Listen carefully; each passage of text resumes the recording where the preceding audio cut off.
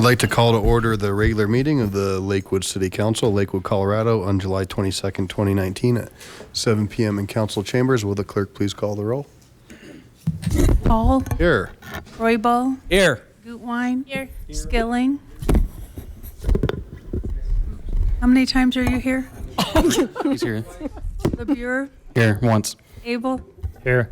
Vincent. Here. Vita. Here. Johnson. I'm here. Franks. Here. Harrison. Here. You have a quorum. Great, thank you.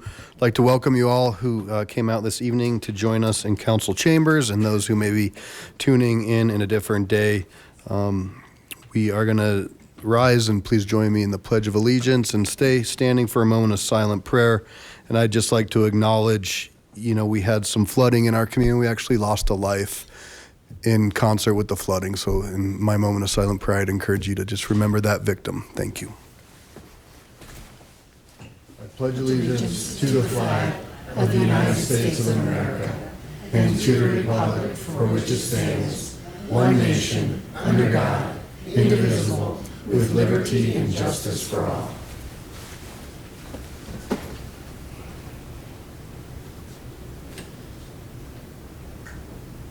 Thank you. Please be seated.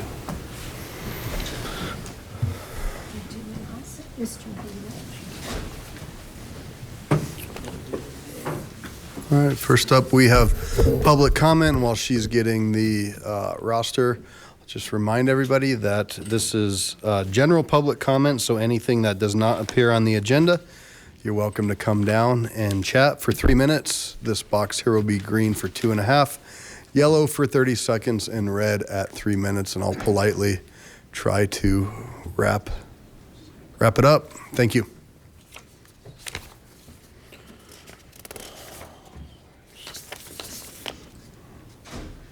Barbara, you are up first. And then I have Kim, Scott, and Virginia. Good evening. This one's fine, yeah. Okay. My name is Barbara Gall, and I'm a 13-year resident of Lakewood, and I am one of the founders of the 40 West Arts District and been involved with that since its very first meeting. I'm also a member of Next Gallery, and we are in the building that's at Colfax and Pierce. And we have had major flooding a lot, but we flooded last Saturday the 13th and again, or Saturday the 13th and again the 20th. The 13th we had a foot of water. Saturday we had 2 feet of water in the gallery. Everything that has on the ground has been ruined. We've had to throw everything out. And we're a co-op gallery. We don't have any money. The issue is not the building, it's the drainage system, as you all very, very well know. And we have been very patiently trying to work with the city of Lakewood to get that resolved, and nothing's happening. My feeling is that you all are courting to try to get an arts district or to grow the arts district. Bill Marino's been real active in it. The mayor has been. If this kind of stuff continues, we can't do it. I mean, there's 4 galleries in that building, and our stuff's all ruined.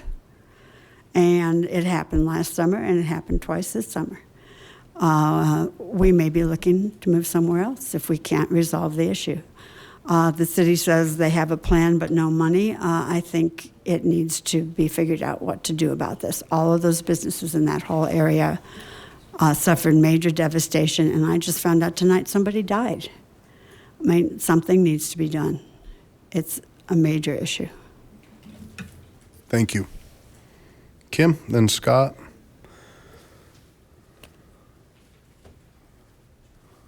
Good evening. Good evening. My name is Kim Bloom. I'm actually a new business owner here in Lakewood. I'm the owner of Cannon Collective Co-op Gallery, and we just moved into the same building where Next Gallery is. It's the Pasternak Art Hub. You guys are aware it used to be Pasternak's Pawn Shop. Last summer, I remember when Next Gallery had a big flood, and we were, all the news stories, everything we heard was like, oh, it's a 100-year flood, it's a big flood, this is, totally out of the ordinary. Then last weekend, we had another flood. We were told, oh, it's a 100-year flood. Then the following weekend, another one. I mean, outside of our building, there is a water line that is 26 inches high on the outside of our building. And I mean, our gallery, now 2 weeks in a row, last week, we raised everything up, but we can't raise pedestals, we can't raise desks, we can't raise, refrigerators and chairs and tables. And, a whole foot, the bottom foot of everything in our gallery is now, the water it's gross. You know what it's like. When water comes in, it's incredibly dirty. The whole place is dirty. And the worst part for me personally was that I also have a storage area where I have tons of art and art supplies, and we lost a ton of stuff. And that area is actually 6 inches higher than the rest of the building, and stuff in there is even raised on shelves and still got completely destroyed. And I've been doing research for the past few days on this, and we first approached our landlord. We're like, what's going on? Why does this keep happening to the building? And when he told us that this was originally discussed in 2015, the rates were raised and all of these stormwater utility management plans were put into place. And then and when I've read things and heard things from you guys, and I keep hearing people say, oh no, this particular intersection is at the top of our list, but I've looked at the annual report. The one that just came out this April, I see absolutely no mention of our neighborhood anywhere in that annual report.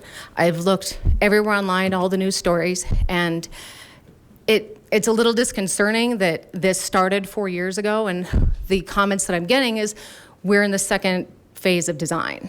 And after 4 years, for an area that has such bad flooding, really horrible flooding, to hear that you're only in a design phase is really disconcerting. It took us a lot of, like she said, we're co-op galleries. We don't have a lot of money. We're artists, we pull our money, we pull our efforts, we volunteer, we don't get paid. And we've loved the fact that the Lakewood, the 40 West Art District has been so supportive of us. We got a grant and everything, and we have been so excited to be out here in Lakewood. But the thought of this going on for years before anything is actually done, that all of us in the building have already talked about, if this keeps happening, we have no choice but to move, because we simply don't have the money to keep fixing all of this. And so what we are asking tonight respectfully is, we know you're in the design phase, we know this is an expensive project, we know there are a lot of areas that get flooding, but this is a major business intersection. I actually stopped at the dollar store across the street from us, and they had $50,000 in damage of lost property. So we respectfully ask that you put a timeline together. That's what we would like. Thank you. Scott? Then Virginia? And then if you wish to speak and you haven't had a chance to sign up, please come see the clerk. Good evening. Hi, Mayor. Hi, City Council members. I'm Scott Pasternak. I own the Pasternak's Art Hub. And the galleries that have moved in, I'm really excited to say that we have quite a few. And the Arts District is going strong. We love it. I talked to Bill and everything today. All we're doing is just trying to keep on top of you guys, to keep a timeline going. And I am so sorry about this last storm. I don't even think the new drainage system may not have been able to stop it, because you saw what happened. You guys know how bad that storm was. And it's horrible that somebody lost their life. It's just, I was sick when I heard that. But it's something that we do need to at least get an idea and let these businesses, besides the business owners, know what is happening. And I'm a part of the loop, and I still feel out of the loop. And this is not just me, as I'm just one little business owner. I know I'm part of a group of 50 business owners that are all part of this, and we all are kind of out of the loop. I know we had the gentleman come down and talk about the plans and some stuff, but we're still, it's kind of not being talked to us about it. So we'd just like to keep you guys on top of it. And if you guys would ever like to see some of the crazy pictures of so we had swimming at 2 o'clock and we had surfing at 4 o'clock because there was so much water in the building. So, but thank you guys for at least listening, and you will have a lot of galleries, because it's not just our galleries, but the galleries in the whole 40 West. As they get wet, they like to write letters. So be prepared for a lot of letters just saying, are we there yet? So thank you guys. Thank you. Virginia? Good evening. I imagine we didn't fix our speeding problems. I'm back with the same gripe. That Bear Creek multi-use path, greetings. I appreciate your persistence on the board, and I know you've heard me before, but it was interesting after I spoke last week. Oh, Virginia Wilkins, I think I mentioned 2652 South Johnson Circle. You have it on the list. After I spoke last time, which was about a month ago, I had people quietly come up to me afterwards and said, "You're right, you know," which was very nice to hear because I feel like I'm a really lonely wolf crying in the wilderness. But I want to say several things. Number one, Adam Paul, I got a message from you several months ago saying, why don't you come in and sit and attend and see what we do? And I'm going to turn that right around back to you and say, why don't you and the rest of you come and sit with me on a Saturday morning from 9:30 to 10:30 and watch what goes on that bike path. Pardon me, multi-use path. I took some photos. I don't know how to post them up here. I will find out if I need to in the future. But I've spoken to a lot of people, and actually somebody along the path said to me, you know, South Suburban has done some interesting work with this. So I contacted South Suburban, and I asked what they'd done, and I talked quite at length to those people. And they sent me via email, which I would like to, may I hand it to you? You can just give it to the clerk when you're done, Ms. Greer. Oh, I'm sorry. Which has the information that they emailed to me about some things that they're trying to do for safety purposes. And I think it's worth a look. Because one of the people that spoke to me after I spoke last month, said, you know, in Minnesota, in Minneapolis, it took somebody being killed on their bike path to get attention from the city. I don't want that to happen here. I'm not standing here for me. I'm not standing here because some people on that multi-use path tick me off royally almost every time I walk on it. I am standing here to protect the toddlers, the pregnant mothers, the people with walkers who are on that path when the bikers race by. Think about it. I'm not here for me. I'm here for them. Thank you for your attention. Thank you. So that's all that's signed up. Anybody else? All right, I'll close public comment. To our 40 West folks and folks all along West Colfax, I certainly understand, and we as a body understand, and it is a priority, and it has taken a long time. And kind of the narrative or the timeline of that was a presentation that was brought forth to the City Council with a lot of open channeling. That open channeling would have resulted in about 60 businesses that would have needed to be taken. Council didn't feel comfortable with that option, so sent staff back to re-examine a hybrid of a hybrid, is what we called it. And in that, as you can imagine, there are a lot of businesses on West Colfax. Our folks are continuing those conversations. I think they're nearing the end of those, and then they'll come back to the community. That doesn't give you great comfort tonight. And certainly it is something that is a priority, and when they do come back, that'll be the opportunity for council to then direct which route we want to go as far as open channel, closed channel, hybrid, and then the second part of that will be funding. So I wish that I had a quick roadmap that we could give you. We appreciate you taking a chance on West Colfax and moving your life's work to our area, and hopefully we can continue to partner and support you in ways that we do that. And I'd say please continue to stay engaged, but it's clear to, I think, everybody up here the importance of that area and the floodplain. And you are isolated, but we also have tremendous issues throughout the rest of the city too that we need to address. So thank you. And Virginia would love to come out and join you.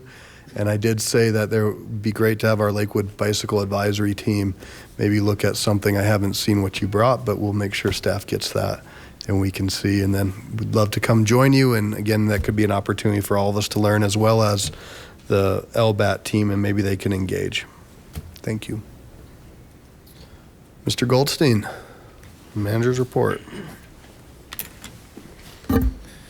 Well, as many of you on council know, Kathy would like to be here, but is recovering from an injury. So you have me stepping in for the evening. Just one item on the exec report. As many of you are aware, there's been a lot of discussion about parking at Lakewood High School. Some conflicting recollection of what the outcome of that meeting last year was, or over a year ago. And I think from a staff perspective, and I think many of you on council would like to kind of put this item to bed once and for all. So on August 5th, we're planning on bringing an item to you all to revisit this and for you all to provide staff with clear direction of what the outcomes will be regarding the signs on 9th.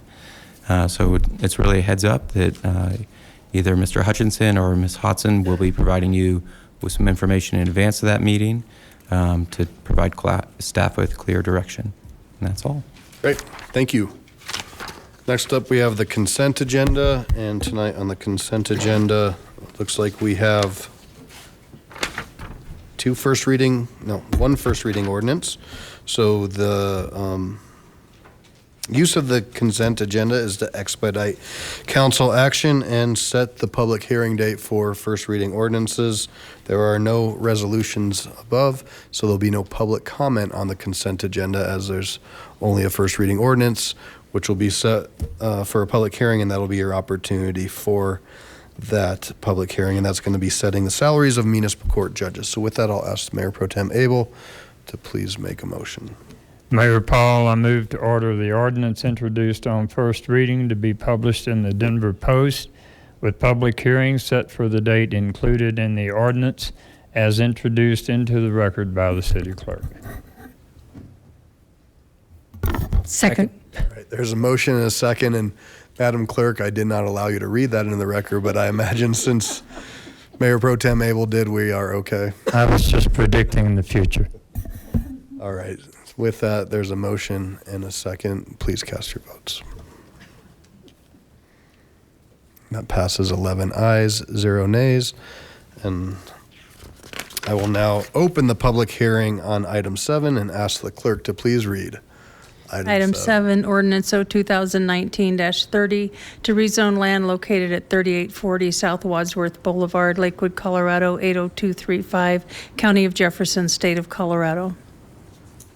All right, I will ask Mr. Parker. Okay, Ms. Mueller, you're gonna kick this off. Okay, well, I'm sorry I don't have any of that information in front of me, so. I will ask the applicant to please come down and kick this off, and if you could introduce yourself. Thank you for joining us.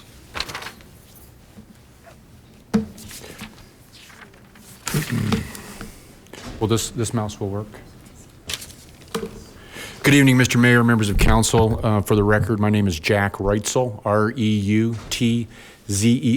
My address is 1801 California Street, Denver 80202. I'm a land use attorney. I'm here tonight on behalf of North Star Commercial Partners, who is the owner of this building. And and as the ordinance suggests, we're here to seek a rezoning for this project. We're asking, so this is an interesting zoning conundrum. I've been a land use attorney for 30 years, and this is a mishmash of different zone districts that have happened over the course of time that have created opportunities and constraints throughout this area of this planned development. Our proposed rezoning hopefully clarifies and simplifies future land uses within this area. So what you're looking at is an existing office building. It looks like a abbreviated H. There's a central atrium on the left-hand side. In the middle there, that's one building. The other side on the far right is a parking structure. That is about 13.5 acres. We're proposing that be rezoned from planned development and MES to MGS. And the primary purpose of that is to allow completion of storage space within the existing building. No outside modification, no modification of the building is proposed. So we also have the added benefit of not having to look at a site plan and say what will be. This is really what it is. So that's helpful as well. So a little bit of history, I think. In 1978, the city zoned this area that's crosshatched planned development. And within that planned development, there are a variety of use restrictions on a per building basis. So, for example, you could have 10% of any office building devoted to retail, but you can't have standalone retail. You could have 75% of any one building be devoted to storage, but not all the storage. And there were so there are vertical limitations within this PD, and there's also use limitations. As I said, no standalone commercial or retail, only accessory uses and limited to that vertical mix. Then the citywide rezoning came and rezoned it to MES, but it didn't undo the PD. So the PD remained. The MES was an overlay, and this created, as I said, additional development opportunities, but also some inconsistencies between the two zone districts. For example, the MES allows standalone commercial and retail, but the PD did not. So the PD controlled. So even though the zoning is in place to allow for standalone, it can't happen with the PD in place.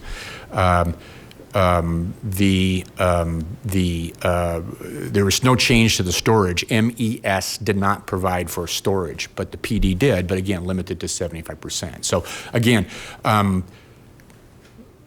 conflicts between permitted and permissible uses existed as a result, and the crosshatch is the result, where we have to try to work within the confines of the requirements for each zone district to kind of navigate our way through the entitlements. So in 2018, Wadsworth Development LLC commenced modifying the interior of building for storage per the PD zoning. This is after that building had been vacant for over 5 years. And so they have initiated and recently been awarded a certificate of occupancy for that 75%. They're currently leasing that. I have a gentleman in the audience that, if you want more detail about that, can allude to that. But the demand is there. They're ahead of their pacing schedule. So the idea is that we would, the request is to allow this rezoning so that the remaining 25% of that building can be devoted to storage. Again, it clears the conflicts of the current or the earlier inconsistent zoning. The MGS does allow storage as a use approval. Planning Commission considered that and voted to approve the special use contingent upon the zoning. So that matters obviously before you this evening. So, when we look at rezoning, we look at see what's around it. We don't want to be guilty of spot zoning. We don't want to be going into an area and creating a zone district that doesn't exist. In this case, the MGS is already present in the South Wadsworth corridor. That's the blue hatch.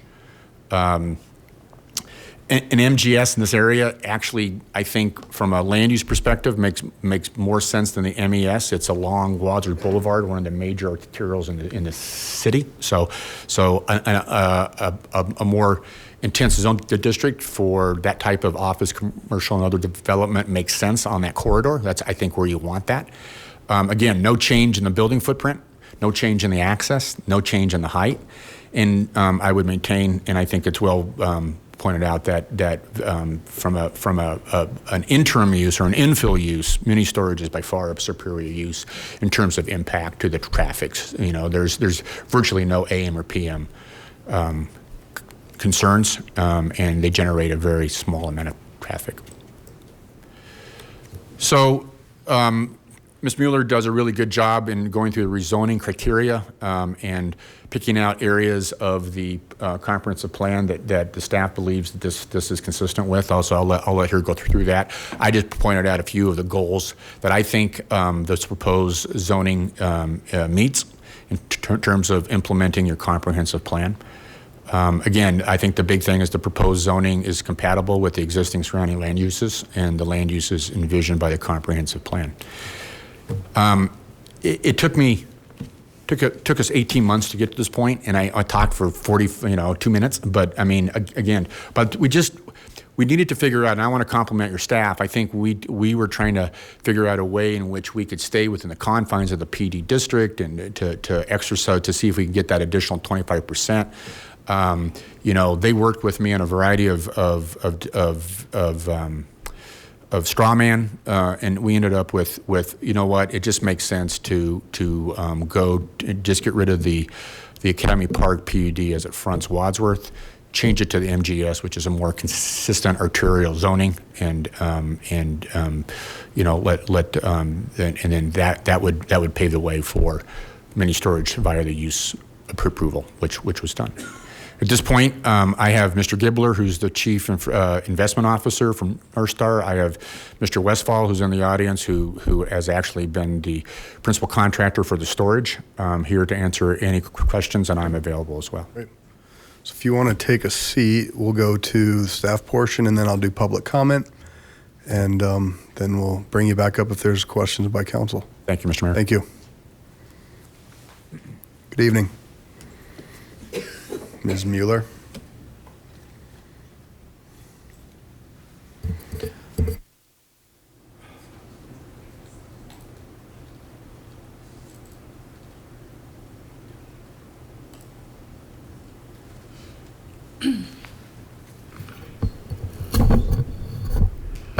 Good evening, council members. My name is Kara Mueller. I'm with the Planning Development Assistance Division here for the City of Lakewood. I'm here to give staff's report for the rezoning request for case RZ 18007, and that is located at 3840 South Wadsworth Boulevard in the Academy Park Mission Trace growth area. The proposed rezoning request this evening is to rezone from mixed-use employment suburban and planned development to mixed-use general suburban, MGS. A little bit of background, as previously stated. Recently, there has been a conversion of the existing building of approximately 75% of that structure, which is allowed per the existing ODP, the Academy Park ODP. Part of the request that did go to Planning Commission on January 5th was also the request not only for this rezoning, but also for the special use permit that would be contingent upon the findings of the zoning this evening by this body, in order to convert the remaining portion of the building, that 25%, to self-storage as well. There are no additions proposed to the building. No additional additions would be allowed to the building. It's just what's existing today as far as the office square footage. Planning Commission did support that request and approve the SUP contingent upon this body's findings on the rezoning request, and they also recommended approval of this rezoning request. So the rezoning process does start with a pre-planning application followed by a formal neighborhood meeting. Once that does occur and the applicant has an opportunity to hear from the neighborhood and surrounding residents, they may make a formal application on a rezoning request. There are then two public hearings, one before Planning Commission, which did occur on June 5th of this year, and then this one this evening before this body, City Council. If indeed approved, and this moves forward, then the special use permit would also be approved, and they could get building permits for the remaining conversion. Any future redevelopment of this site per the MGS standards would then require future major site plans and associated engineering. On the screen here, you can see that this site is located in the northeast corner of South Wadsworth Boulevard and West Mansfield Avenue. You can see the parking structure, which is right there at that intersection. The topography of this site is higher along that portion of Wadsworth, rendering the top of that structure actually level with Wadsworth itself. It drops off as you go to the north, and you can see that as you're driving down the street. You can see more of the visibility of the existing office structure. This is a depiction of the existing zoning on the site. This portion of the growth area that Academy Park and Mission Trace is the MES or office portion. Directly to the north, located there in the MGS, is the commercial or retail component of the growth area. And the request this evening is to expand that portion of the growth area, remove the office component, and actually expand that along the Wadsworth frontage. So the intent of the MG district is to allow for a mix of uses, mostly for community commercial development, generally, again, along arterial roadways, which this is adjacent to South Wadsworth. Typically, non-residential uses can include those necessary to support the surrounding community. The district is intended to accommodate that higher level of motor vehicles, such as the suburban context. Although pedestrian activity is important and it's encouraged, in this particular case, the Academy Park area is well tree lined with several walking paths. I was out there again today around the lunch hour, and there were lots of people with their headphones on, walking, hanging out from the office directly to the east, as well as to the south, taking their breaks and their lunch. This is a use comparison chart. On the left-hand side, you see the existing zoning, and on the right-hand side, you see the MGS. A couple of the items that were already touched on by the applicant is that there is a limit to 10% of a structure for retail use per the PD. It allows for hospitals as well. And then packaging, storage, warehousing is limited within a structure to 75%. So a couple of the differences would be that you would be able to request the SUP for self-storage and convert the remaining building. It also would allow for entertainment facility if it did change, motor vehicle sales, and the intent is really to look at the self-storage in the short run for the existing building, and then they've also looked at some of the other uses, such as retail. Office would remain, and that's an important component, that it doesn't really lose that ability to have it. And then also the fact that multifamily would be an allowed use. There are good views from this property. It's not surrounded by stable neighborhoods, and there has been some multifamily already built within the area directly to the south. If indeed that were to happen, then they would have to do 30% open space on the site as well. And that leads to the next slide that shows some of those dimensional standards. You can see there's about a 10-foot approximate height difference. If you take a look at the site, though, you probably have that 10 feet at that corner already buried by the fact that Wadsworth is higher. 30% would be allowed for open space in the existing zoning, and 20% for all uses other than multifamily would be allowed in the MGS zone district. This is a picture of a conceptual land use plan. This is the document that we provide that shows some of those comparisons that we just went over in detail, as well as an existing depiction of the site.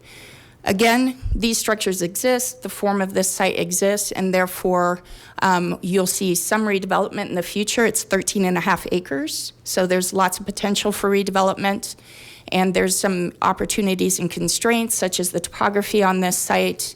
Limitation to access will be where it is existing today. This is a blow up of the site itself. So you see Wadsworth again and West Mansfield Avenue to the south. The arrow indicates the existing access to the site. Given the CDOT requirements, et cetera, there will never be access to South Wadsworth Boulevard to this site. So this will be the access as it will exist now and in the future for any potential redevelopment. The structure located in blue, that is the parking structure, which is a one-tier parking structure. And the office building, once again, has already been converted to 75%, and that is indicated in yellow. If indeed the rezoning were to be approved, any future redevelopment, we would again look at additional pedestrian connectivity with adjacent sites, street connections, detention and water quality, which there is some that does exist on the site. That may need to be altered, and if so, that will be reviewed and provided with any major site plan. As previously stated, there was a neighborhood meeting that was held on July 31st of 2018, and there were no attendees.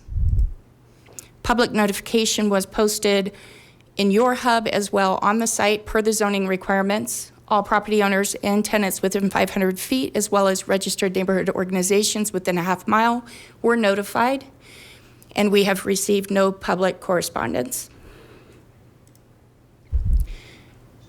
Outside agencies, there were 7 which got this proposal. There were no objections.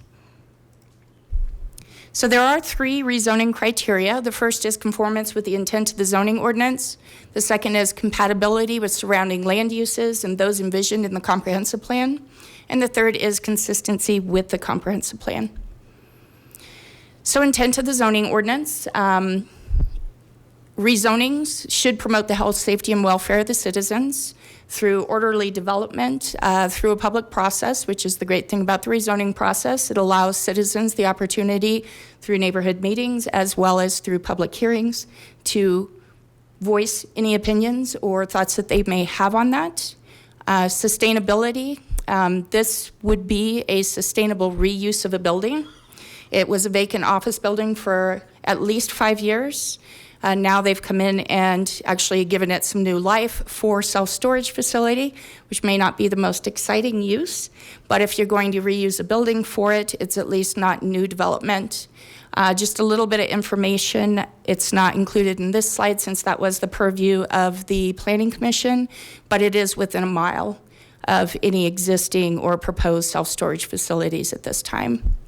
It also provides, with the MGS zoning, the opportunity to release some of those constraints on retail and service opportunities within the Academy Park and Mission Trace area, as well as just provide a larger amount of opportunity. This can service the existing well-used office buildings. There are 2 institutional uses. There are 2 schools in the area. There are several hotels in the area within this growth area, as well as there is a lot of new multifamily. Is it compatible, the MGS zone district? It is compatible with the surrounding uses in terms of building form. The existing buildings are there. If they were to redevelop, we would still be looking at retail, commercial, or multifamily, even with some of the new development in the area. Growth areas, once again, are intended to be those areas that provide the highest amount of residential growth, retail growth, and office growth. Rezoning this portion of the Academy Park and Mission Trace to include it within the retail component will provide the opportunity to take away some office space, thereby allowing those that are doing well with the office use to continue to lease and hopefully be at full capacity. The Lakewood 2025 Moving Forward Together Comprehensive Plan, that's our primary guiding document for any rezoning request. So is it consistent with the comprehensive plan to change to MGS? The proposed zoning allows for that rehabilitation, sustainable reuse of an inefficient office building that has remained vacant, underutilized on this site within this growth area. Rezoning this property MGS will provide the opportunity to introduce a greater mix of uses within this growth area, removing some of those restrictions that are there with the PD in regards to retail and service uses and mini warehousing. It's also an adaptive reuse of the building, which is sustainable and makes it much more energy efficient. Has there been a material change in the area? Yes, the Mission Trace and the Academy Park growth area, they've had a lot of development since the adoption even of the new comprehensive plan, which was in 2015. Primarily, there's been a lot of multifamily residential that's been developed directly to the south in the southern portion of this growth area. Retail and service uses, those will strengthen this area and fill any demand for, once again, the office institutional users as well as surrounding community.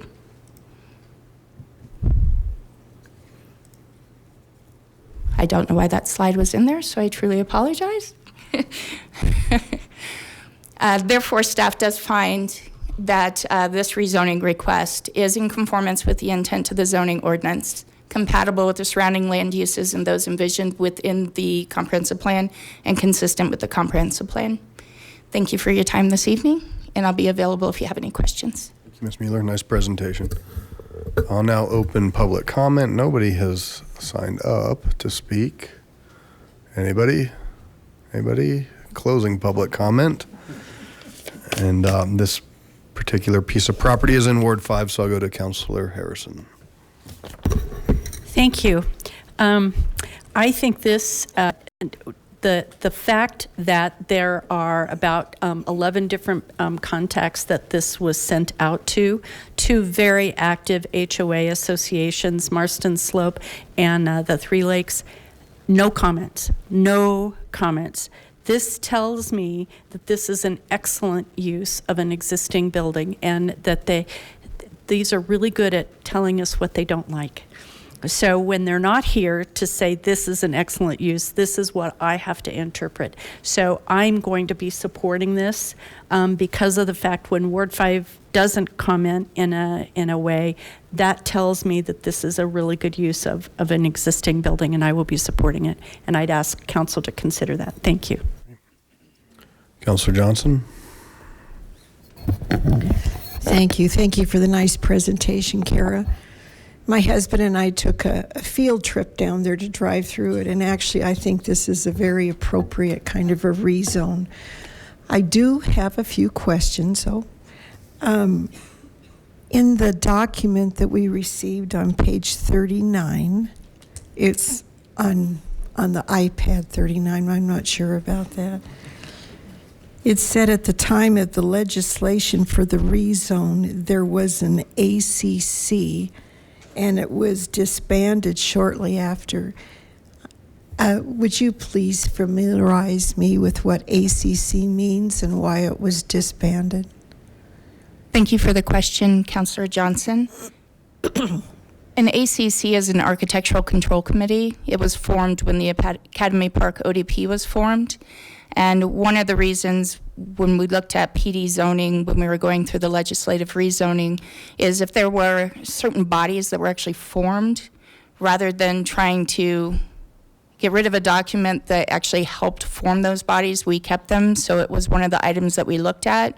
And then shortly thereafter, the gentleman who had actually been our contact for that ACC for a very long time, that he had just pretty much retired and they weren't going to fill that position. So it just kind of disbanded on its own.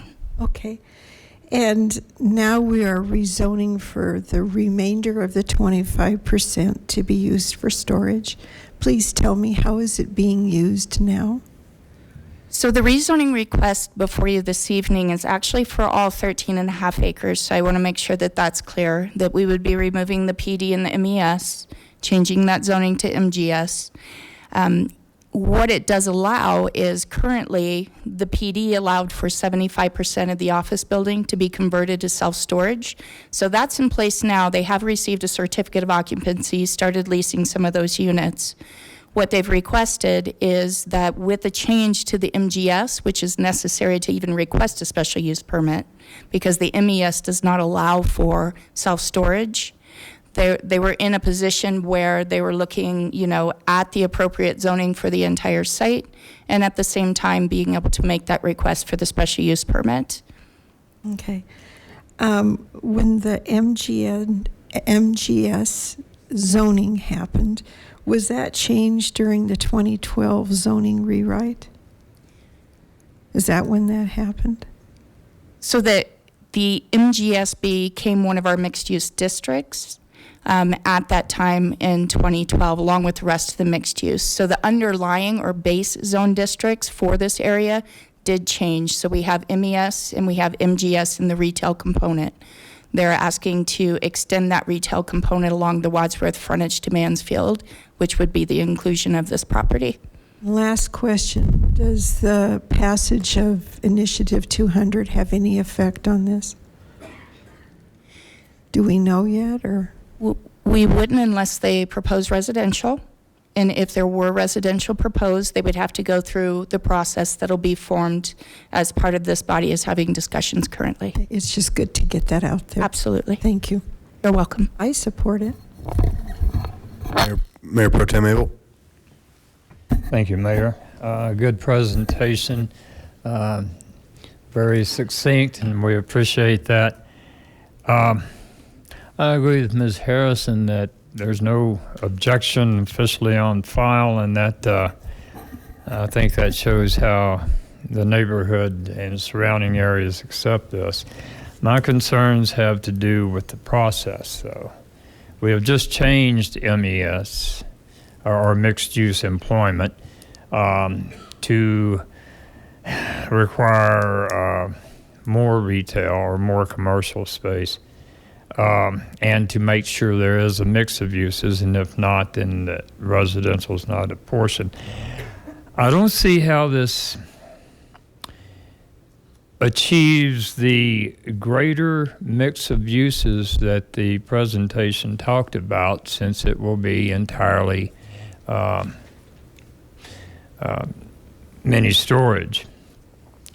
No retail, no service. I continue to have a problem with our mixed-use areas. The intent, I believe, of the folks who compile that plan, they wouldn't have used the words mixed use if they weren't meaning mixed use. We can debate all night long whether it's parcel by parcel, which brings up another issue. There are 15 signers to the ODP. It required all 15 parcel owners in the PD to agree to these conditions. And now we have one signer breaking out from the other 17. I understand the other 17 aren't here to object. I would like to ask Mr. Cox what the effect of that is, because I believe ODPs apply to every parcel owner as kind of a conglomerate. So if they don't all agree formally, where are we on changing a PD? Thank you, Councilor, or Mayor Pro Tem Abel. It's both. It's both, yes. These kinds of things come up in the ODP realm, and since the legislative rezoning, we haven't seen as many as we used to. But I've been involved. I don't recall any discussions with the city attorney's office on this application about this process. We've been involved with discussions in the past about what to do when there are multiple owners, and we've looked at the difference between, say, a rezoning that would change the zoning on all the parcels versus a rezoning that would change one parcel within the ODP. And the answer as to what percentage of signers or how many owners are needed, I think in the past has depended on that, largely on that question. What are we changing? Does the rezoning in this corner impact somebody else in the ODP on the far corner, 13 acres away? This is not specific to this parcel. I hadn't had an opportunity to consider that question, but that's the way we've looked at it in the past. Is that your recollection, Kara? So your answer is?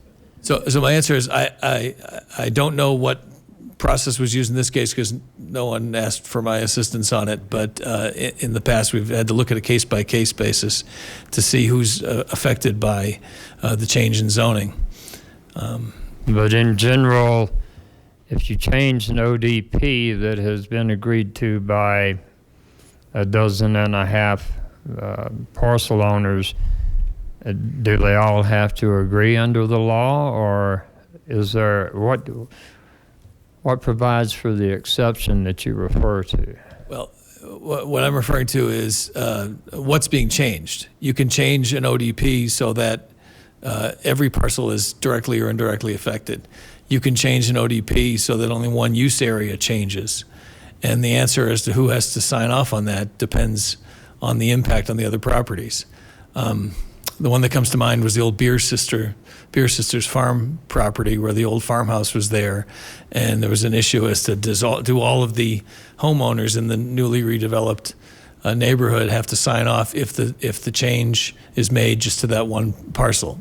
No point getting into the details of that, but that's a well-known example of that process. It's not certainly not practical for an owner of one lot to count on getting all 207 or 150, whatever number of lots, to sign off on a change that only directly affects that one parcel. So again, it's a case-by-case decision based on what exactly is changing. There's no hard and fast rule that I'm aware of, although I would certainly defer to Mr. Reutzel if he knows of situations like this in the past that he's worked on. To me, it just seems to defeat the purpose of an ODP.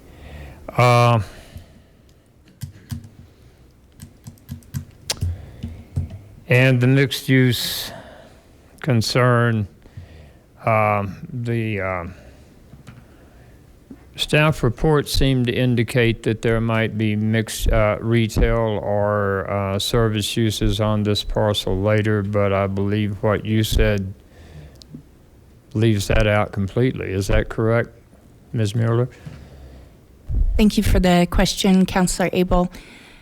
The MGS district would allow for any of the uses that are allowed within the MGS. At the time of pre-planning, they were looking at wanting to do retail in the southern component, which would be removal of the parking structure, which is pretty much underutilized. And so in the short term, they're looking at the conversion of the remainder of the building that they've converted portion of. In the long term, there's still a large component of property that could be redeveloped, and that could be either a mix of uses, it could be retail, it could be office, it could be multifamily. On this parcel? Yes. There's another of my concerns. We don't know what's down the road. Thank you. Want to address the ODP question, please?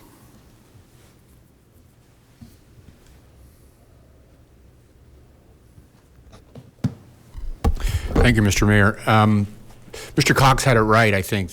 I looked at this situation with regard to who needed to sign off on a modification of a PD, and I think where I came down on this was we're not seeking to modify the PD. We're seeking to extract a self-contained area out of the PUD. It doesn't affect anyone else within the PUD. Those planning areas within that PUD that still had the same restrictions that we had with regard to vertical mix limitations, they remain unchanged. So I think there's a difference that at least I find when you are extracting a piece from a PD or staying within the PD and modifying the uses. I would agree with you that if you're starting to modify uses that bleed over to other planning areas within that same PD, then I think you need to go back because you're affecting that parcel owner's rights under the PD. But by us just extracting it, I feel comfortable that's solely up to that particular property owner. As to the mixed use component, I agree that when you zone something without a site plan coming in, it's hard to envision what the remainder of the acreage will be. Again, this is 13.5 acres. That parking structure is going to be redeveloped. You'll see it in terms of a site plan or use approval, depending on what we propose. You would see that really with regard to most anything we did, even if the MES stayed in place, because the MES and the MGS are very similar zone districts in terms of uses. Intensity may be a little different, but the uses are almost identical. So, I think you should feel comfortable that there are city safeguards and processes in place for neighborhoods and Planning Commission and this council to weigh in on any future land use decision for the redevelopment of the parking deck, because that is going to happen. Thank you. Thank you. Councilor Bita. Thank you, Mayor. Councilor, I think I'd like to follow up on some questions, so if you don't mind, and then if our staff has additions to his answers or clarifications, I'd appreciate it if you also would do that. So to follow up on this ODP, I guess I'm still not very clear on when you're required to get the approval of the surrounding properties that are in the ODP and when you're not. You use the term extraction. What do you mean by extraction? what does that mean? Probably poor choice of words. So this request is a request to remove parcel H from the Academy Park PUD. Take it away from that PUD and rezone it from PUD MES to MGGS. So I'm extracting that parcel, which is a self-contained parcel, all owned by my client, from the benefits and the restrictions of the PUD, take it out of that PUD protection and put it into a rezoning, so a different zoning. So that's what I meant by extracting it. So it's not like we are staying within the PUD, but we're asking that we get a waiver for the 75% requirement, which would have an impact and a ripple effect throughout the ODP, because there are other parcels that have that similar limitation that would have to agree to modify that if we were to stay within the PUD. But because we're asking to be removed from the PUD, I think that's the difference. Okay, so I guess that's the first question that I want to follow up with. So it almost sounds like this extraction idea is a legal fiction, as we say sometimes, because whether you extract it or not, you're changing the zoning, you're changing the use, and you just said, as I understand it, of course that could have a ripple effect to the other owners in the PD, but because you extract it, it's permissible. And I guess if you didn't extract it, then it wouldn't be permissible. And to me, it sounds like a legal fiction. If we didn't if this request was not to rezone the area from PD and MES to MGS, but to modify the PUD to allow for increased storage from 75 to 100, that would have a impact in the PUD, because there are other property owners that have the same restrictions. In that regard, I think you would need to seek the approval of those other owners.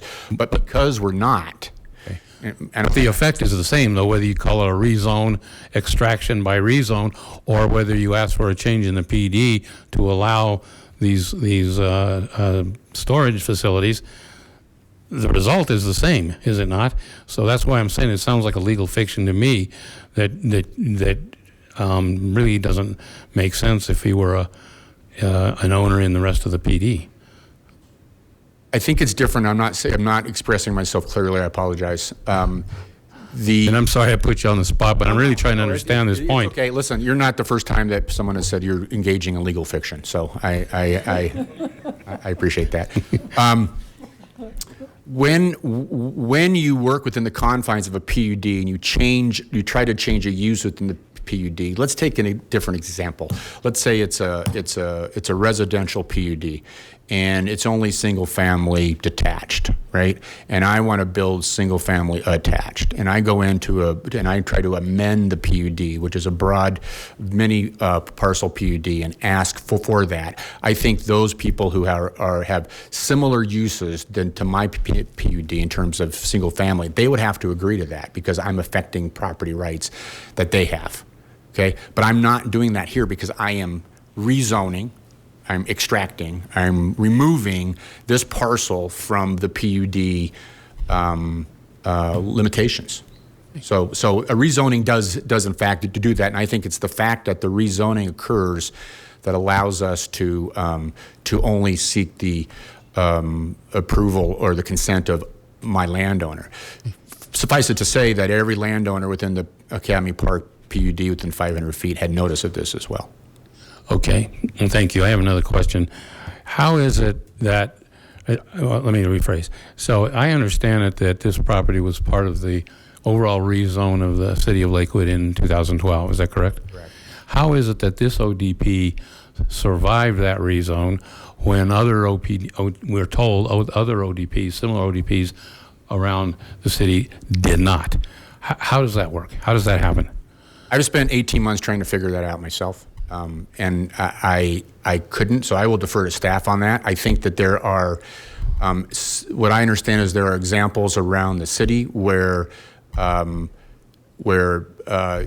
these two, a PUD and a city-initiated zoning continue to remain in effect, and you sort of create highest and best use, most restrictive apply, so that you kind of create this maze of entitlements. But I will defer to staff on that. Okay. And you're an expert land attorney in this, and you can't give me a clear answer on it.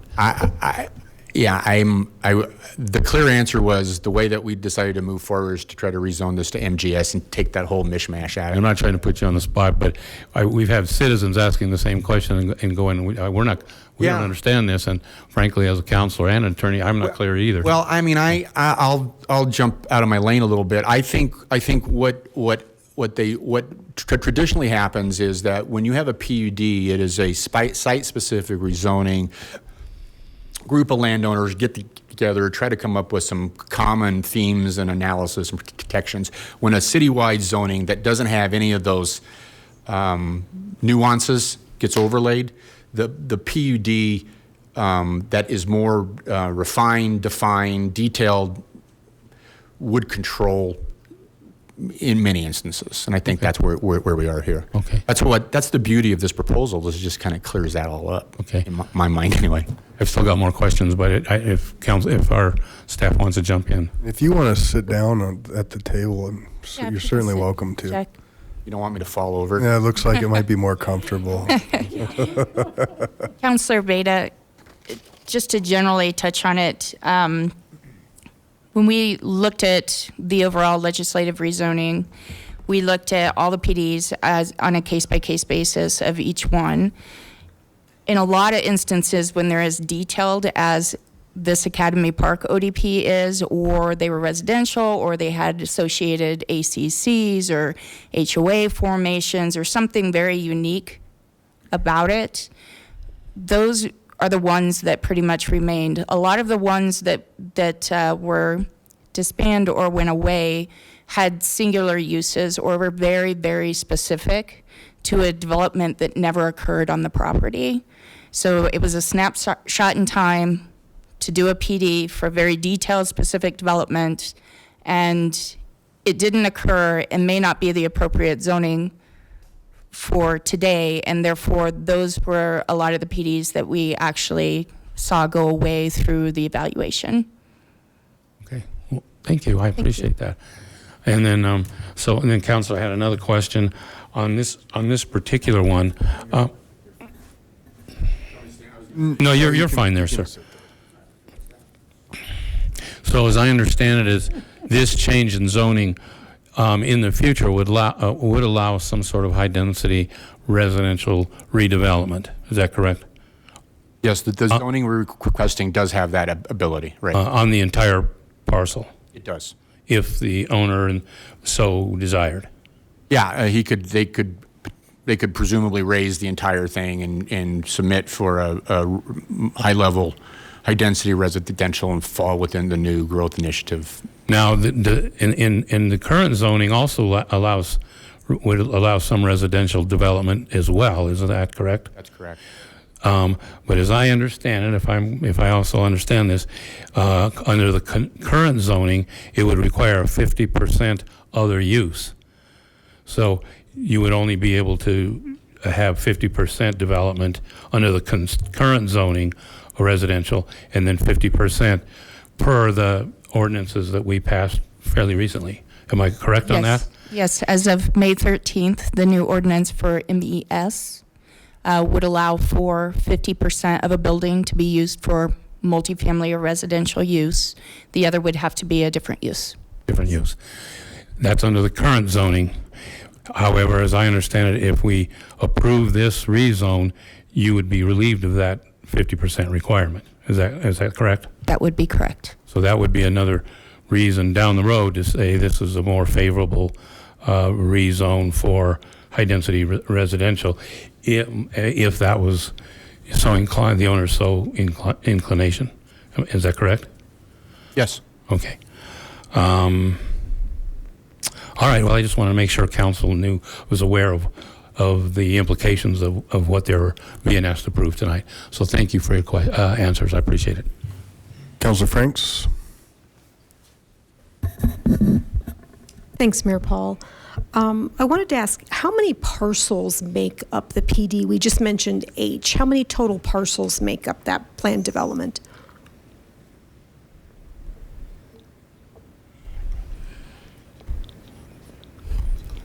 A little over 30, I want to say. Okay, no, and I'm just trying, I think some of that information was in the packet, but really asking questions for the public. So, it's rather large. So 30 different parcels. How many of those parcels, or parcel owners, I should say, were within the 500 feet and therefore got notification of the rezoning request?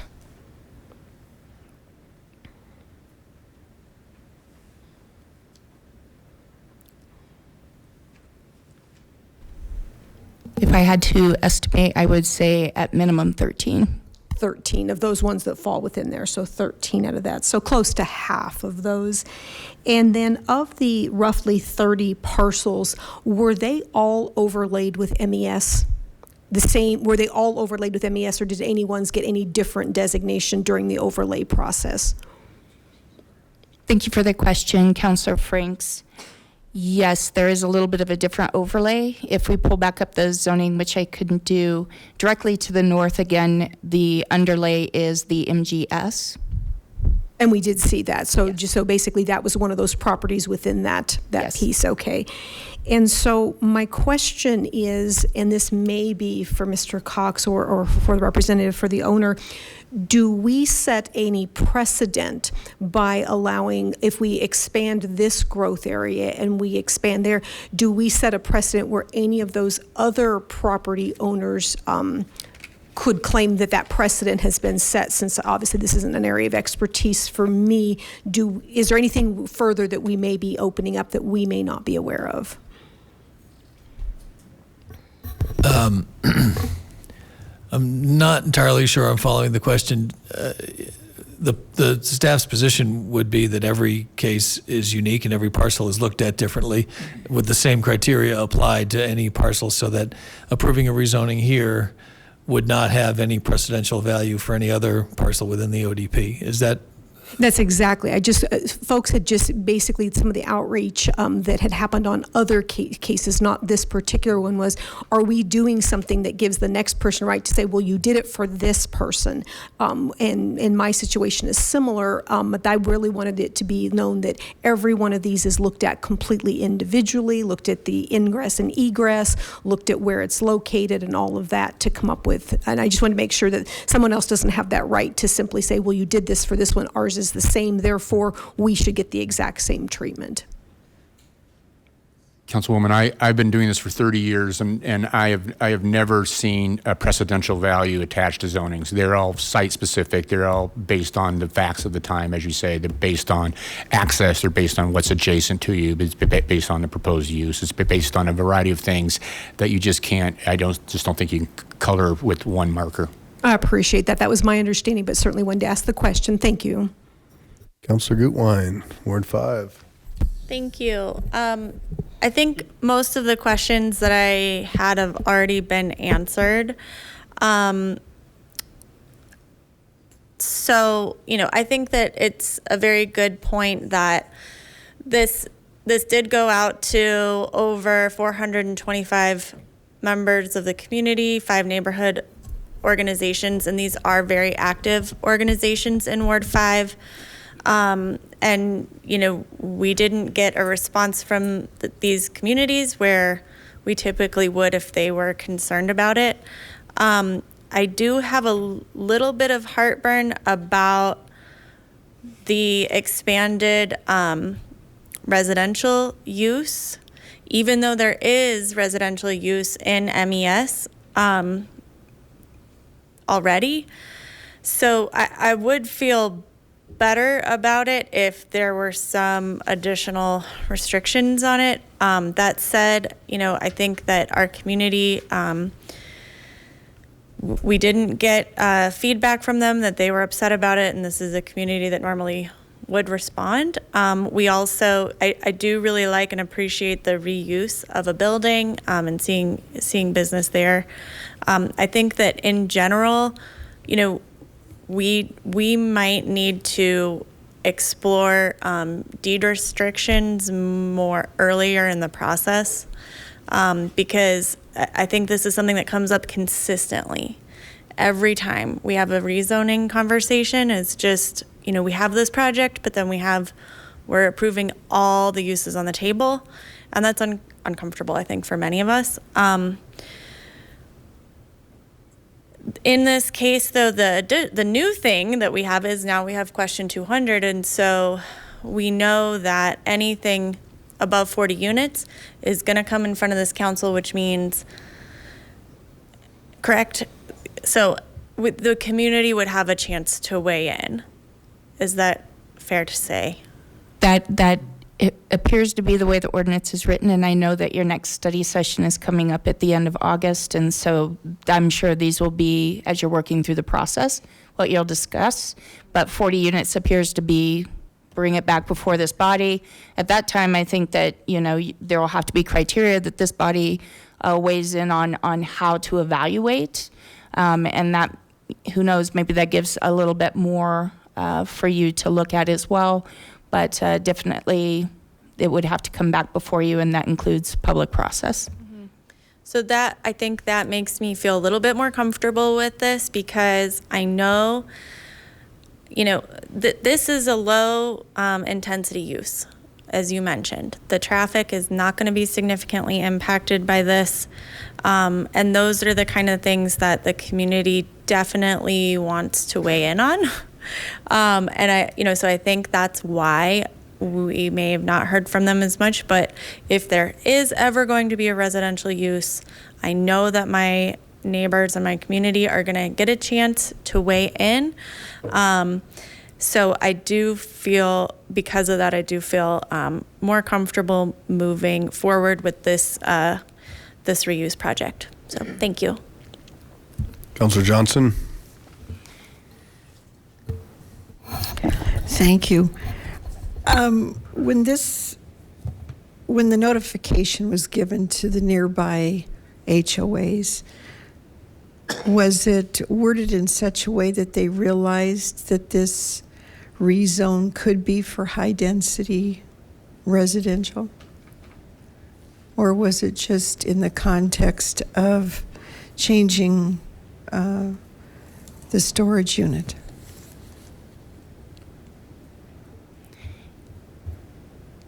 I don't have it right in front of me, so I do apologize, the actual physical notice, but it may not have said multifamily because it's not a specific proposal for land use. It was fairly detailed, but I could pull it up and see what that says. That would certainly change the picture of things and definitely make a difference in the traffic in that area as well if it was high density residential.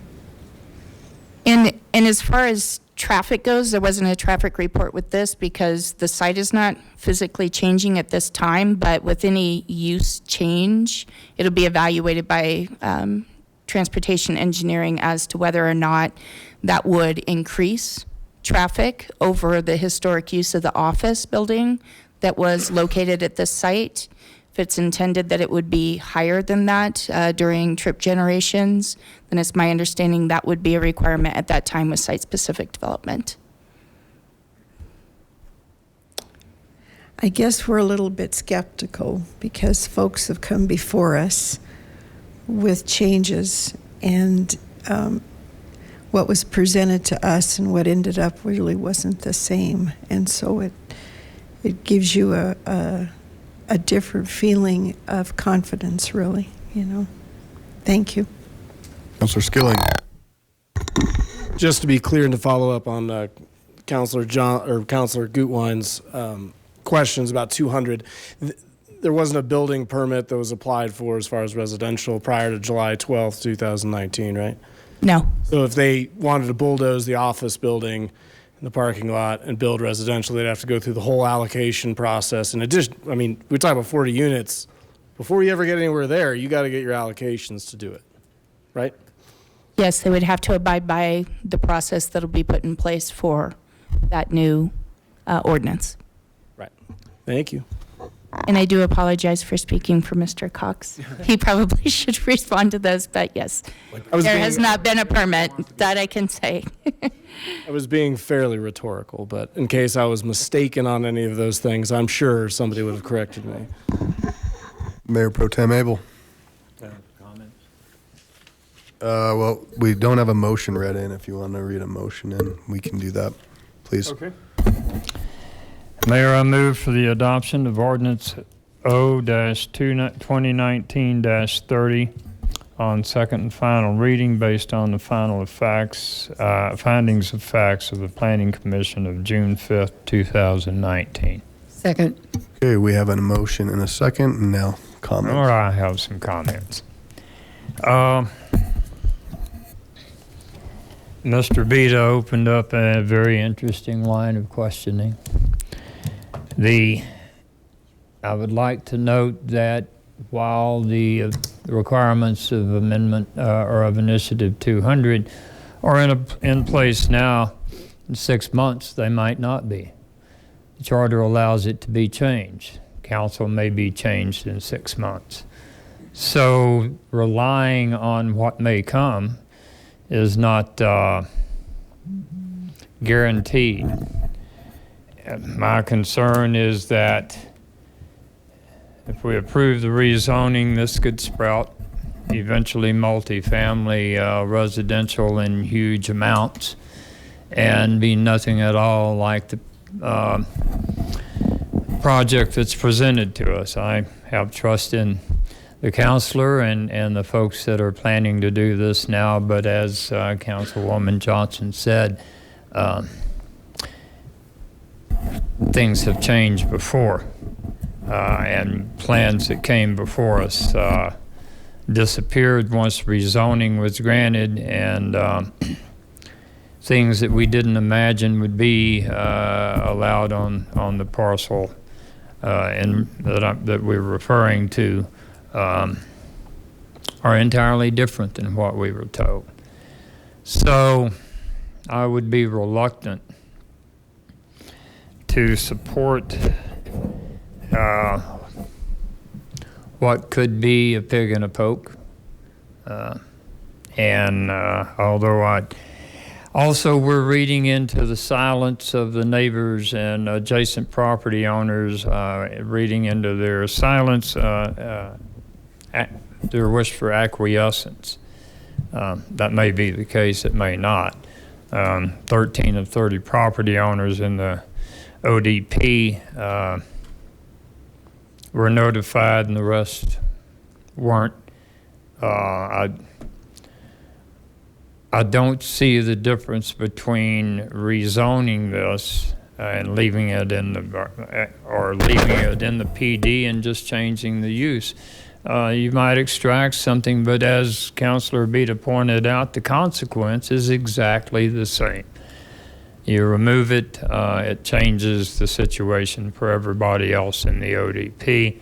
If it's going from 75% storage to 100% storage, doesn't bother me in this case. There could be other uses on the same parcel eventually, or there may not be, or those other uses might be entirely residential. So without some further guarantee, as Councilor Gutwein pointed out, we're all beginning to get nervous about these things. And if there were a deed restriction guaranteeing this is what was going to happen there and that there would eventually be a mix of uses on the property, I'd go for it in a New York minute. I'm reluctant now to go along with a plan that could change once rezoning is granted. Thank you. Councilor Harrison? I understand that people are nervous about this. However, every single land use that we have brought before us comes with a proposal of what it's going to be and the idea that it can be changed with every single land use. I think we're going to put out a really strong message that we're closed for business in Lakewood if we continue to be concerned about what this. There's some trust with some owners that have bought a building. They're coming to us for action, for a request to rezone this, making it, doing all the things that they needed to do. I think to turn around under 200, we're going to see it again. It's going to come back to us. They'll probably be building more than 40 units in that building, would be my guess. So we're going to see it coming back to us with any kind of residential build. So right now, we just got through saying that mini storage is really a good use for an existing building. We're not impacting traffic. Neighbors haven't crabbed. What else can we ask for in a rezone? I think this is a happily ever after. We're going to get to see it again. So thank you. Councilor Franks. Well, just sitting here kind of listening to both sides of that equation, was just wondering, I mean, I know that everybody, like I said, we don't know that 200 is going to sustain itself. We can't say that for sure. I'm wondering if some type of a compromise would be, we know that we put in restrictions on MES for it to have a maximum amount of residential. If we were to ask, and I don't know whether the landowner would agree, that they would adhere the residential to that same ratio, would that, I'm just throwing that out there as a way in which we can kind of start to talk about these things, because again, people are, when we get the project, and that is the thing that, you know, sometimes they come with amazing pictures and it gets everyone very excited about all of that.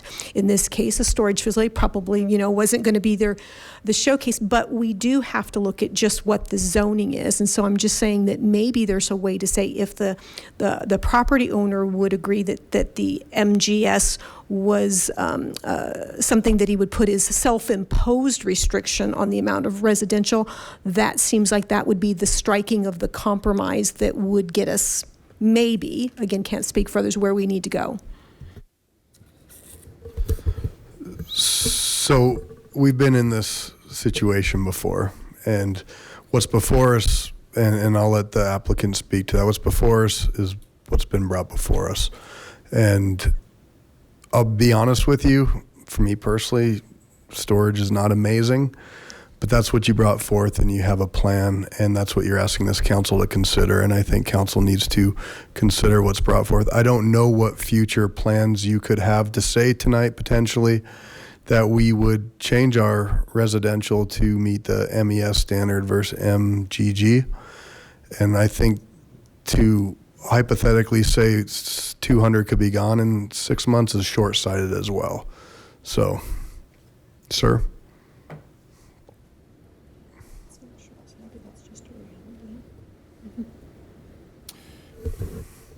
Well, the question you ask, I think I would need to seek a slight delay so I could confer with the landowners. I have a zoning attorney concern just generally about taking a standard zone district and putting limitations on that. That's not really what standard zoning is supposed to be about. That's what I was conferring with Mr. Cox as a sidebar on that. So I have a concern about that from a legal perspective. I certainly understand your point, and I certainly understand the concern you have with regard to this proposal based on 200 and what happened. Understand that was not our, I mean, at one point it was probably the leader in the clubhouse as a potential other use, but think about what's before someone who would want to pursue that. I mean, they have to go through, they have to come back here, then they have to run the gauntlet from you folks. Then they have to get into the queue, and then they have to wait to be allocated. This is a career for a land use attorney. I mean, so the idea that that's something that is easily done is I think not true. I think new residential developers in this city right now are going to think long and hard about that time frame and that time cost of money, and whether they will simply seek to go across the street to Denver or to Wheat Ridge or somewhere else to do that. So I don't want to minimize the concern, sir, but I don't want to oversell the idea that that's an easy thing to do, because it's just not. I guess, Mayor, if you'd like me to pursue that thought with my client, I'd ask for a 5-minute recess. Again, I'm concerned from a legal perspective about limiting conditioning a standard zone district. I don't think that's typically done. I share that, and there are legalities to a rezoning action, and there's prescriptive things that are before us tonight. So I would say you do not have to do that. If you're willing to, we'll certainly break for 10 minutes. And if that's not something that is doable, I can speak for myself. It's not something that would be held against you.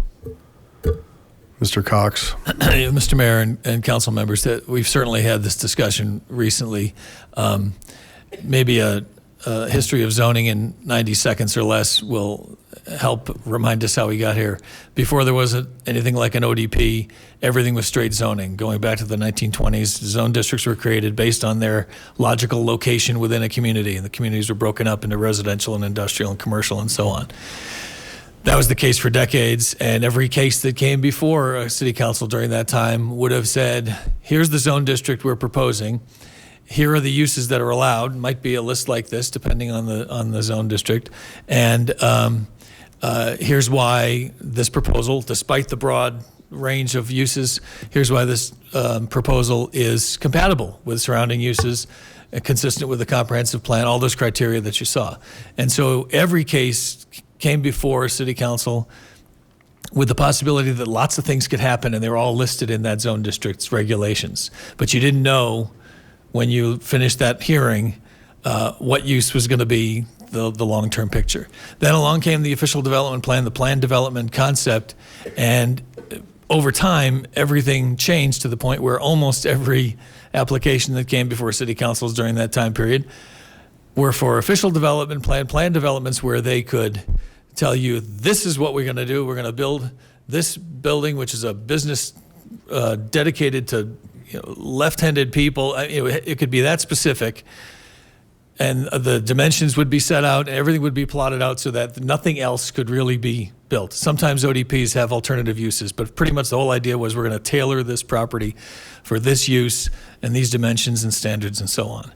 That became problematic for the reason that Mr. Reutzel used at the beginning of his presentation, spot zoning. You're really coming in and saying, let's not pay attention to what's happening on the surrounding properties, what uses are there, what zone districts are there.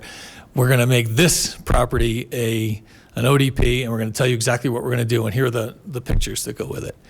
We're now in the phase where the ODPs have fallen out of favor for that reason. In this city, as you heard from Ms. Mueller, an overhaul was done of the ODP situation and zoning in general in 2012, 2013.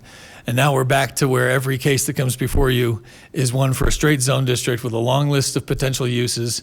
And now you've got applicants, perhaps not really in this case, because he's told you what has been proposed for the site, but you've had applicants who are perhaps accustomed to presenting the pretty precise plans and saying, that's what we're going to do with this fill in the blank MGS, MES property, knowing that the potential is there for other uses on that list to be done next year by the next developer, 10 years from now.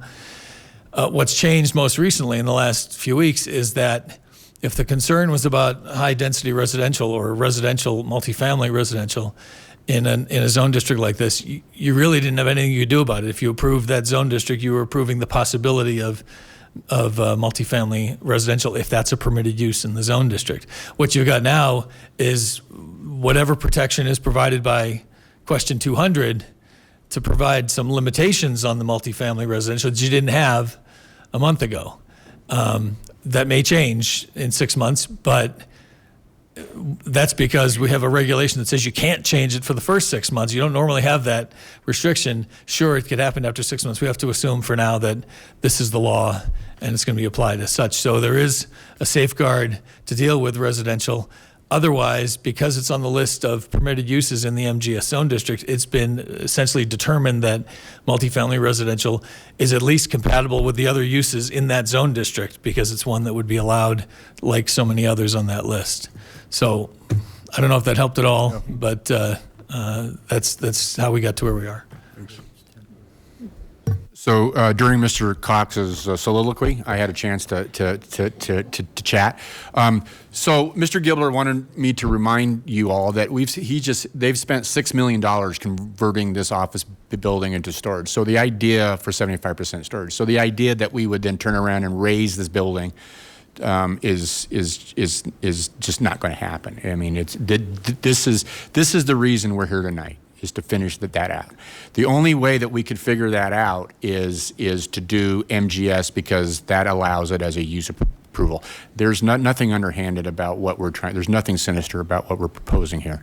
At the end of the day, what's left, I mean, we're not going to tear that down. That's a going concern, is about 4 acres that is capable of being redeveloped, of the 13.5 based on the parking deck.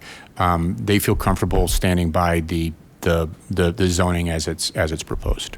So thank you. Yep. Thank you. Councilor Bita? Just a quick comment. I think that this discussion brings it home that as council, what we have to focus on is not what the proposed use is. What we are because that's not really what we're approving at all. What we're approving is a zone change and all of the accruements that go with that. That's what we're approving as a council, and that's what we have to understand. And to me, it's really, I think, almost irrelevant what your immediate plans are. And certainly, I have no heartburn about additional warehousing, or I mean that's not even an issue in my mind. But it's the zoning that we're approving, and we have to understand what the implications are for that. And if you're okay with that, great. If not, then you need to vote accordingly. And I think it's really to me it's really that simple. And that's not to say that you or your client have anything sinister or meant anything sinister. I don't mean that in any way. I think it's just more of the process, and maybe it brings up a flaw in our process here. If there was an easier way for you to get what you're proposing without having to go through this, having to come to council, I don't know. But it seems to me if there isn't, there ought to be an easier way for you to get what you want without having to go through this. So accordingly, I'm inclined to say no. I'm not ready to accept this zone change under these circumstances. I'd like to call the question. Okay, so there'll be a vote to call the question. So this is just to call the question or not. Please cast your votes. 1 second. Okay, and that is 8 ayes, 3 nays, nays being Gutwein, Abel, Bita. So the question is called. So the next will be to vote on the rezone as presented. Please cast your votes.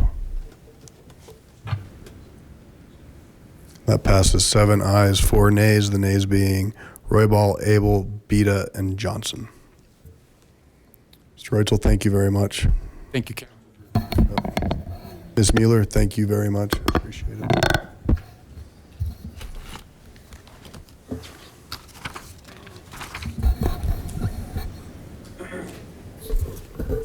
Okay, anything under general business? Okay, we'll go to reports. Mayor Pro Tem Abel. Saturday I was at a get-together over at Hoyt and Cedar Street.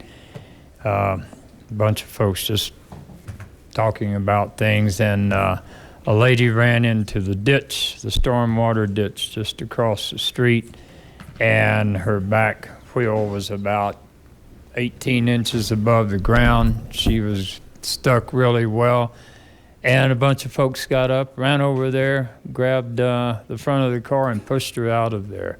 It's the kind of community we have. When folks need help, there are neighbors there to help them, and you can't beat that no matter where you live. Thank you. Councilor Roybal.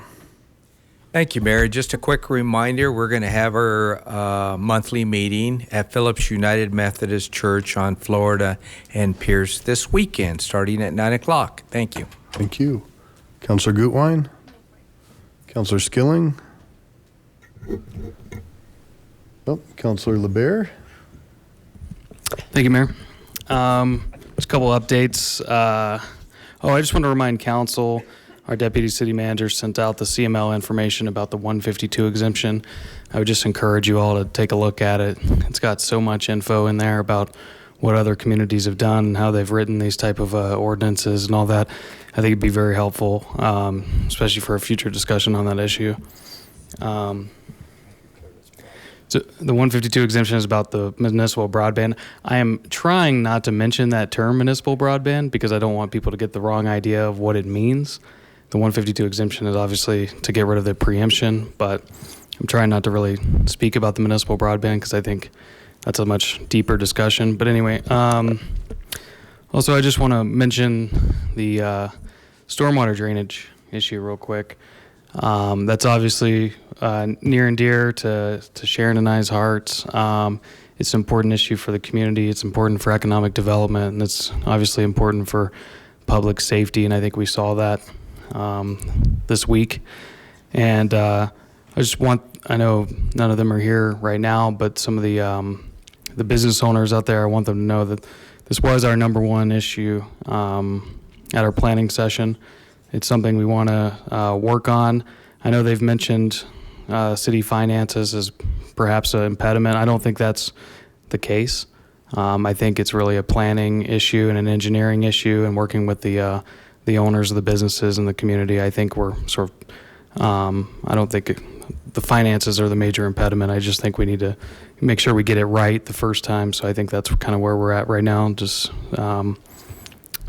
waiting for to see what comes back from staff about what the community is saying about the building and the design and all the other stuff that comes with that. And I just wanted to mention, I was at the Denver Regional Council of Governments last week.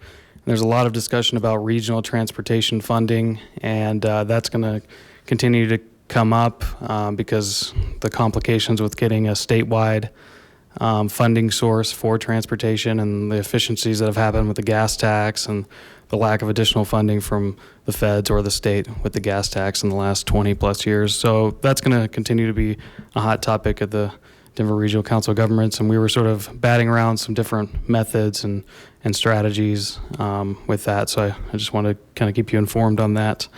And I think that's all I have. Thanks. Thank you. Councilor Harrison. Ward 5 will be having our meeting on August 3rd, 9 a.m. Bear Valley Church. And if all holds together, we'll have the community action team speaking to us. We're hoping that they can arrange their schedules where they're always possibly out on a call, so we never know, but we've invited them. So hopefully you can be there. Thank you. Ms. Franks. Councilor. Thanks, Mayor Paul. I wanted to let folks in the community know that the Ralston House Child Advocacy Center kind of is in their fundraising period, and they had an event over the weekend, but they have a couple coming up, a silent auction, and they have a 0.5K endurance challenge. So that is not a 5K, that is a 0.5K. And so I'm actually signing up for that one. It's a very, very short one. It's $25 per runner. It's on Saturday, August 10th, and it really raises money to help children who've been the victim of abuse. And so it's a really great cause. And they also have a live auction they're doing on August 3rd. So check out their website, ralstonhouse.org. Just a great organization to support. Thank you. Councilor Johnson. Thank you. I would have liked to explain my vote prior. I had my light on. I came tonight with the intentions that this rezone was actually the right thing for this area, and perhaps I misunderstood it. I tried to look through the material very thoroughly, and I guess I didn't understand that it included high-density residential. It was stated that the garage is underutilized. When I drove around there, that portion of the land area is substantial. And I'm just concerned about going forward with something when you really don't know in the future how it can be changed. Thank you. Councilor Bita. No report. Councilor Vincent. A couple of things. I was fortunate enough today to go to the Youth Leadership Jefferson County graduation ceremony, and this is somebody from each high school that has been assigned, and they go through, I think it's a 10-week course. Very, very smart kids, just really enthusiastic, and found out a lot about government and all its supporting things. And it's just really nice to go to something like that and see youth in action. Speaking of action, the Action Center has recently lost some of their funding. What this funding did is it enabled the Action Center before could only give one backpack per family. So if there were 3 children or 2 children, only one of them got a backpack, which is hard. So this particular company funded enough so that every child could get a backpack before school. So this is coming up. So if anybody has any ideas about maybe how to start funding, or if they would like to, the Action Center could really use the help to get kids back to school. And 40 West Arts is having their first Friday along with an art fest, not a mural fest anymore. Now, Friday, if you go, it's going to be like First Friday on steroids. So you'll get, everything will be open and it'll be there, and you can go into these various places and get a ticket, a free ticket for an after party, which is going to be a 60s theme, and it's a pop-up party, and it'll be announced then. But it was repeated more than once that this will be a 60s theme with 60s drink prices. So you won't have to bring much money. And then Saturday from 9 to 4 or 5 is the festival at, what do we call it now? Lamar Station Plaza, JCRS. So that's my report. Thank you. So we will not be here next week, as that is the 5th Monday. So I hope everybody enjoys their week off. And Councilor LeBeer, thank you for mentioning DRCOG in conjunction with Metro Mayor's Caucus is looking at what they call enabling existing bodies and potentially having a conversation with the state legislature. And what that would do is they have what's called RTA legislation that allows regional transportation authorities to create. Colorado Springs has one. And if you're one entity or 2 entities, it's easy. You can do some taxing mechanisms if there's approval by the people, of course. So this would allow a region like DRCOG to potentially go to the voters and say, could we take advantage of all of our communities coming together and start to work on our traffic and congestion issues. For the last 5 years, we've tried to go and work with the entire state, and that's just hasn't been successful. So that's why these agencies are looking at other options to do that. And I just would remind people, I mean, flash floods can come fast and furious. This young lady was 38 years old, Miss Reynolds, and we do send our condolences to her family, wherever they might be. And so that's quite sad, and it lends itself to say that our water drainage areas, they are not safe for any sort of real recreating or living or resting. So please, please, please be safe. And with that, we will adjourn at 8:45. Agent Hunt, you got off early tonight, sir. Thank you. Appreciate it. Have a good evening.